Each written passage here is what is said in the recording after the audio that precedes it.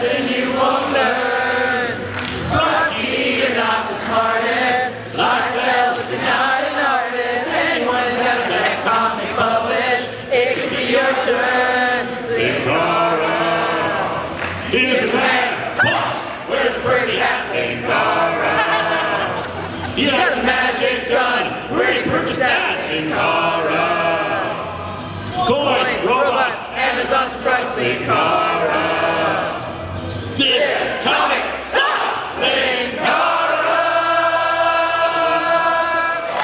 Okay, we're ready to do this? I should not be drinking a Coke while I'm doing this, but it's the only liquid available to me, so I'm doing it. You got any nice cans, dude? They need to make more cans this size, because regular size cans are too much. Endorsement. Brought to you by Coca-Cola. Hello and welcome to Remembrance of Atop the Fourth Wall Live! If this is your first time seeing Atop the Fourth Wall in live or recorded form, don't panic. Wait until we actually start the review, then you can panic. As you can see, I am reading from a script, which means I apologize in advance if I stutter, slur my words, lose my place, or generally make an ass of myself in front of you. Not that you aren't all used to me making an ass of myself on a regular basis by now. He's the best ass. And I know people can get a little excited during these shows and want to throw out their own jokes, but if you feel inclined to do so, remember, I am recording this. So if you're not funny, you're being not funny in front of thousands of people. Well, it's MagFest yet again. See, if you had used up all your cheering earlier, well, you wouldn't have had any enthusiasm for that. Which means it's time once more for something video game related.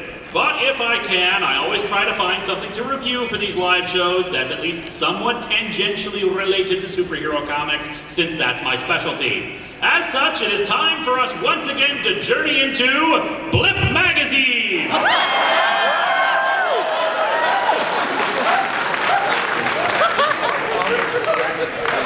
Wow, who knew Blip could see into the future and get a photo of the angry video game nerd Spider-Man review? No wonder this magazine didn't last very long. They were shut down before they caused a time paradox. But yes, we see a live-action Spider-Man playing Spider-Man for the Atari 2600. And we see that his head is apparently attached right dead center to a spider web. Or perhaps he's sending out some kind of mental spider web in all directions.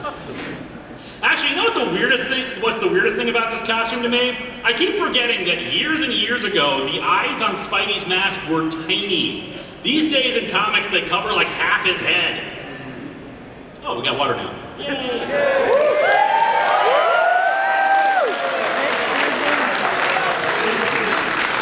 I'm gonna alternate between the Coke and the water now. One dissolves my throat, the other heals. I'll do what I want, you're not the boss of me.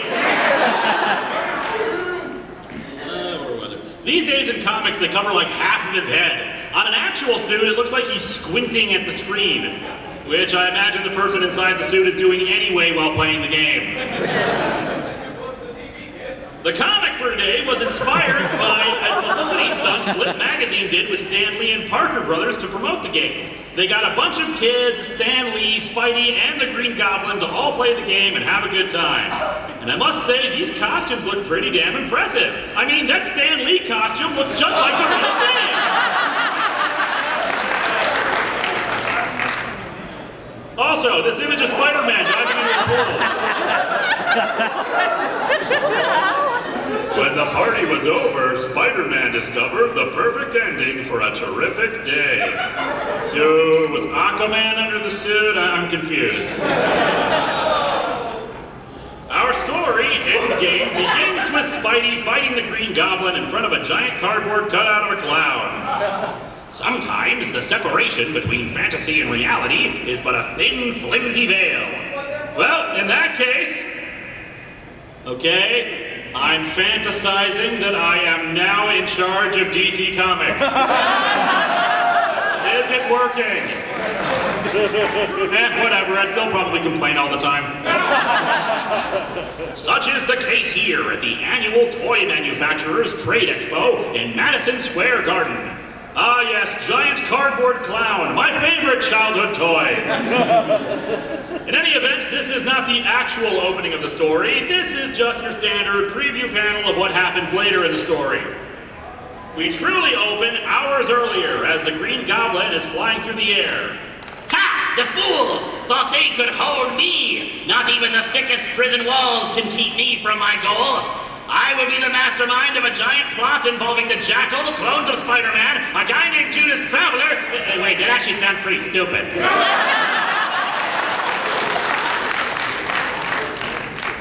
The Goblin overhears someone yelling Spider-Man's name and assumes that he's nearby. Wait, this is not Spider-Man. Hey, come on, man, what's your problem with Miles Morales? A bunch of you didn't laugh, you see, because that's the ultimate universe of Spider-Man, and it's a joke about how no... Read a book, people! Anyway, what's actually happening is that two kids are playing the Atari 2600 Spider-Man game. Yeah. So within the Marvel universe, there is an actual Spider-Man game for the Atari 2600. Is Spidey making any money off of this? Wait, this is Atari. Of course he isn't. Also, the Green Goblin within the game is colored blue and red according to this panel. Man, you really did have to use your imagination back then, didn't you? Also, the Goblin's glider is rocket-powered. How the hell is it that the kids can't hear the Goblin right outside their open window? Spider-Man defeat me? Who has created this outrage? That's it, I'm throwing his girlfriend off a bridge. Oh, snap indeed. I'm awful. Not cool, bro. Darkest sketch. Darkest sketch! Darkest sketch! Darkest sketch!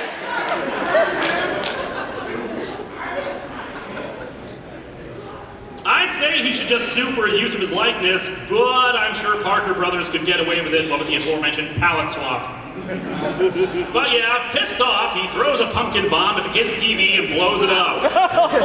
Weakest pumpkin bomb ever, by the way, since it just smashes the TV and there's not even any shrapnel or large explosion. Or did the 2600 absorb the explosion? Man, the Nintendo consoles are said to be indestructible. Whoever has dared such an affront shall now pay the price. They and the accursed Spider-Man! Ha ha ha ha! I'm going to go create an inferior version of Pac-Man for this thing!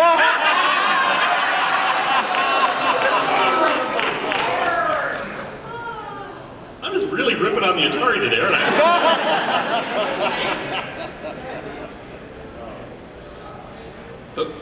So the Green Goblin flies to Parker Brothers headquarters. Yes, seriously. It took me a while to learn the source of this insult. Why? Did Parker Brothers not put their name on the game's box? And they will rue ever having put their name on such a project. Strange, you'd think Norman Osborn would like the guys who made Monopoly.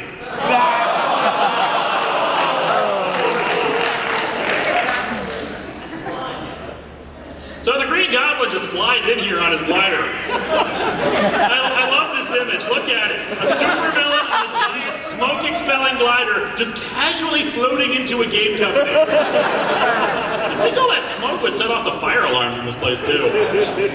Where is the president of your firm? I wish to talk to him about being added to the characters in Clue. The secretary asks if she can help him. He just storms past her into the president's office, but no one's there. What? Yeah, I know, he's extending the word what, but why the hell would you spell it like that? There's no one here. He's at a convention, sir. This is how Doug Walker feels every time all of us but him go to MagFest.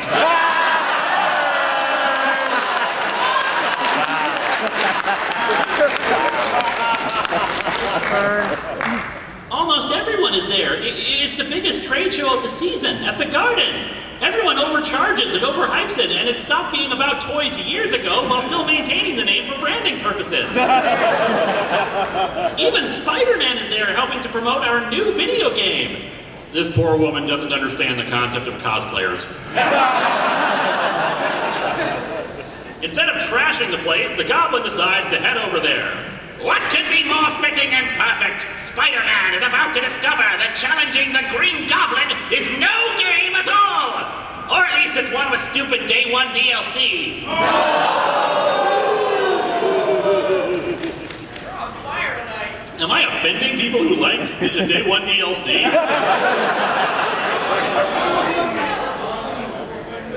At the expo, Spider-Man is indeed there, and along with the giant cardboard clown, there is also a giant cardboard Spider-Man. You think Peter gets to keep that afterwards?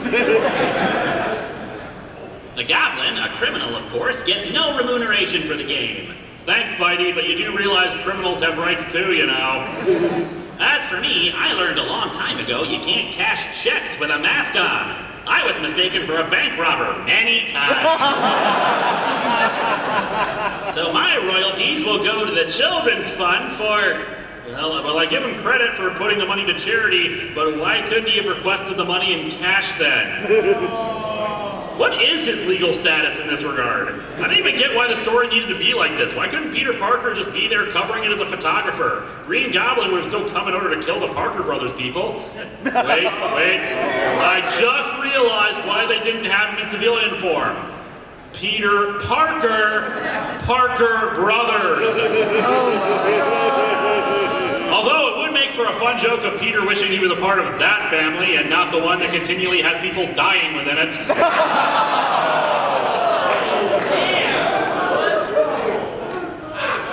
Oh yeah, and Green Goblin does indeed show up and start blowing stuff up. Look at that, it seems to hit right in the middle of a crowd of people. J. Jonah Jameson is going to start claiming that Spider-Man's game encourages children to violent tendencies. Spidey swings up to deal with the Goblin, but the Parker Brothers people are apparently kind of stupid. Say, this is a great idea for a publicity stunt. Why wasn't it mentioned at the meeting yesterday? Well, they were going to explain it to you, but someone kept interrupting, trying to tell you about the idea of some stupid thing called a bop-it. Nobody thinks it'll sell. I wish this were a stunt, but my spider sense is never wrong. You're the real Green Goblin. Yeah, your spider sense never screws up in some capacity. How is Venom these days, anyway? Come to think of it, to this day, I still remain confused about how the spider sense actually works. So does the spider sense go off for innocuous stuff, like when he's going to get a paper cut, or is it only life-threatening circumstances? And logically, considering how much in danger he actually is swinging around the city so high up, shouldn't his spider sense be going off every time he does that? But whatever, he confirms that this is the real deal, no doubt causing widespread panic and trampling of the crowd. Blast! Besides momentarily blinding me, this sparkle dust of gobbies seems to fog up my spider senses. But I thought your spider sense was never wrong! Use this now. Also, sparkle dust? Do you mean he threw glitter at you? Don't let her come off. So apparently, F yes, sparkle, sparkle, sparkle. I am a beam machine. So apparently nobody heard it when Spidey loudly yelled out that this is the real Green Goblin. Wow, this is great! Those folks at Parker Brothers have really outdone themselves this year. It's incredibly realistic. Wonder who they got to play the Goblin. Oh, who cares? It's not like you'll have a big role in the second film. Or fifth film, rather. You know, some unemployed stuntman. Spidey probably rigged the whole thing. Does that actually happen at expos like this? Huge, elaborate, dangerous stunts that can get people killed and property damage through stuntmen and unexpected elements with civilians around? Or does this guy think it's an early test for Spider-Man Turn Off the Dark? So much shade thrown in this. Spidey, realizing that people don't know it's real, decides he has to take out the Goblin before anyone gets hurt. Also, the cutouts are not in fact cardboard, but actually made of very springy wood, since Spidey is able to bend and bounce off of them like a trampoline. Atari, everything is wood! Haha! See how useless your webs are in such an enclosed space! Really? Because it seems like a really big and high-roof convention center. It's not that enclosed. Plus, why isn't he just shooting webs at you in the face or something? Shall we end this game? Ha ha ha! That's what I like about you, Gabby. You laugh at your own jokes, even when they aren't funny. Gotta agree on that point. It's hard to even call "end this game" a joke, since it's not really specific to the video game situation. He should have said something like, "You're out of continues," or "Congratulations, Spider-Man, you have completed a great life. Now go and rest our victims."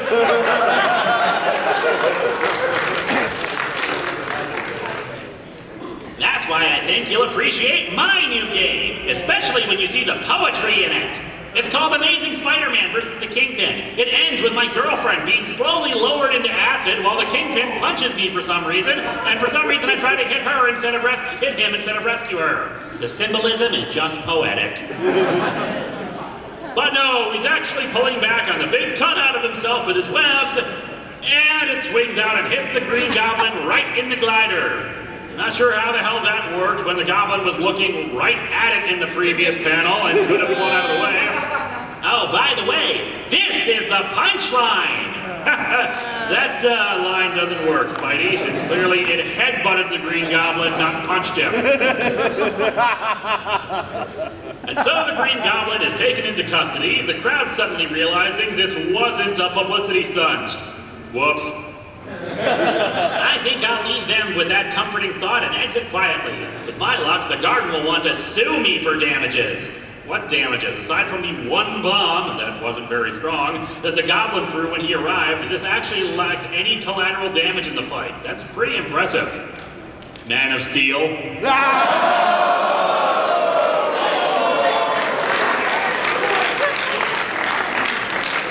And so our comic ends with the Green Goblin being taken to prison, where the guards reveal that a whole new recreation center has been installed, including a big arcade with the Spider-Man game.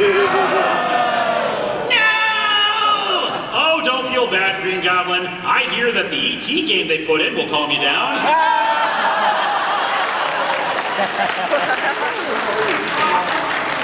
Oh, shut up! My Spidey is winning! Wouldn't criminals be interested in making Spidey die and lose? Whatever. Anyway, this comic is actually okay, especially for something only 6 pages long. The action is pretty good, thanks to pencils from John Romita, and while the plot doesn't make a lot of sense, it's grounded enough that it's rather fun, plus you get the image of the Green Goblin being pissed off about his public image in a friggin' Atari 2600 game. That's all I got for now, so thank you, everybody! Yeah!